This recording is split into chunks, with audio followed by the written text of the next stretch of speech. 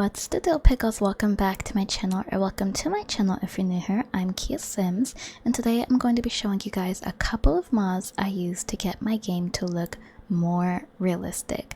So lately I've been taking more in-game pictures and posting them on Twitter and in my Discord server and stuff, and I've been getting a few asks on how my game looks the way it does, so I'm gonna put y'all on, okay? So without any more talking, let's get into it.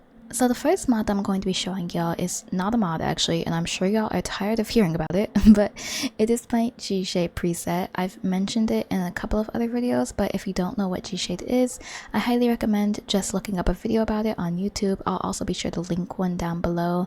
But it is basically a program that adds filters over your game, and so I am using my own preset that is called Into the Stars, which I really love, and it will also be linked down below. It is completely free. Oh, not the sim walking around in the background. Okay, she's going through something. But just to show y'all what exactly it is adding to the game, because I know it's kind of hard to tell since it's so early in the morning, I'm gonna go ahead and flicker it on and off for y'all. So here is what it looks like off and then on. As y'all can tell, drastic color differences, okay? And so I just like G-shape presets because, you know, this one specifically adds a little bit more saturation and adds a lot more shadows and depth to everything. The next mod that I'm using is actually the sunblind lighting mod, which I'll go ahead and pull up some of the creators' pictures, but this is a lighting mod I actually only started using earlier this year, and I haven't gone back since, okay? It makes the game look so pretty, and I literally noticed no difference in my game's performance. I am just going to mention that if this is a mod that you guys are interested in, make sure you read the download instructions, because this is not a lighting mod that you just drag and drop into your mods folder. You actually install this in your data and delta folders wherever you have The Sims 4 installed, and so just read the description so that you can be sure you're installing it right.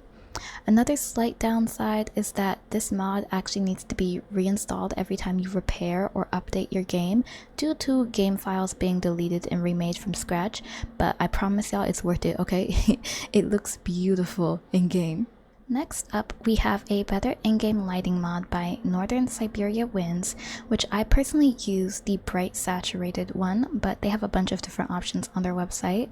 Before I installed this mod, I was actually using Letheriho's Into the Light lighting mod, but I ended up being slightly more fond of this one just because it adds saturation, and I love the soft kind of effect that it adds on the Sims faces.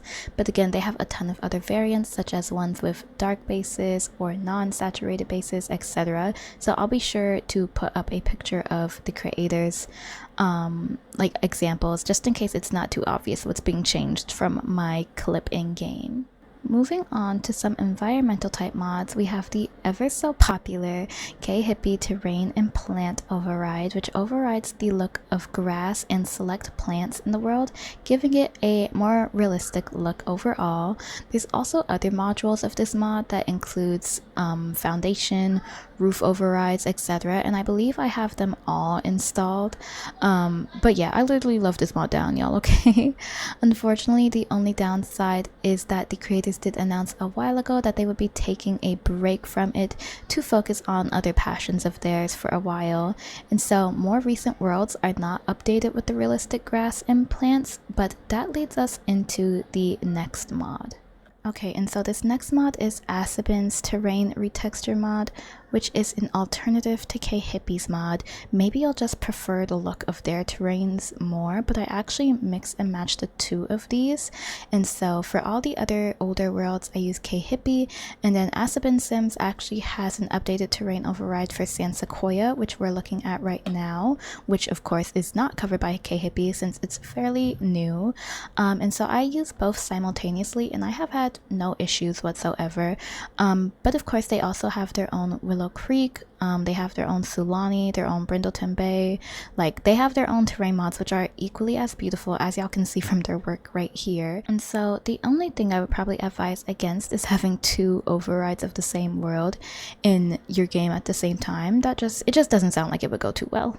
Next up, I have Moriel's Cloud Replacement mod, which replaces the clouds in your game and makes them look much more realistic and fluffy and beautiful. And don't quote me, but I also want to say it adds adds more stars in the sky at night, because lately I've been looking up at the sky more in my Sims games and there have definitely been more stars than usual. But maybe I just added another mod and don't remember, or maybe I'm literally just crazy and imagining the entire thing. Who really knows? But next up, we're going to move into the last two map related mods. And so these next two mods I wanted to include because they do technically alter the visuals of your game.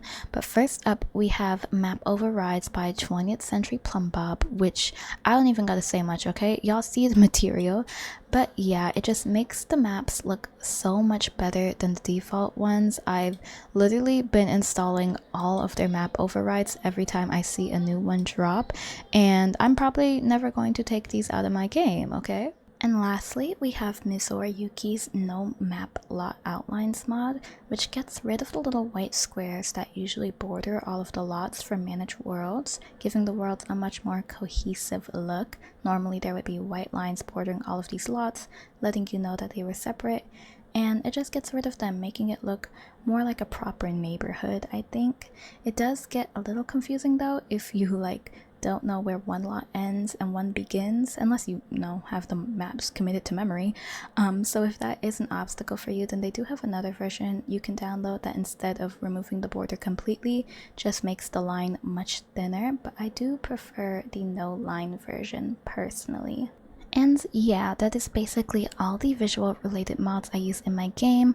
I really hope you guys enjoyed. I hope you found at least one new mod from this video. And if you did, make sure you leave a like and a comment down below.